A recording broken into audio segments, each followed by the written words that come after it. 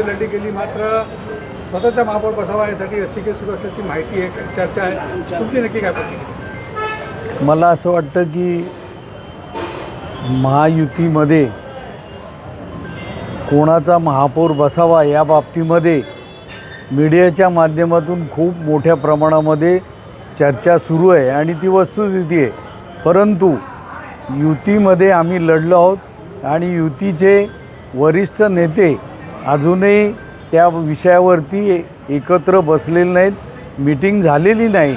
त्याच्यामुळे जी काय बाहेर चर्चा आहे ती योग्य नाही. तर या बाबतीमध्ये प्रत्येक पक्ष आपला महापौर व्हावा म्हणून कार्यकर्ते बोलत असतील, परंतु युतीच्या नेत्यांची मीटिंग झाल्यानंतरच त्याच्यातून मार्ग निघेल. तर तुम्ही जिल्हा प्रमुख आहात, पहिला महापौर कोणाचा होणार? मी आत्ताच सांगितल्याप्रमाणे हा सर्व निर्णय तो वरिष्ठांचा आहे.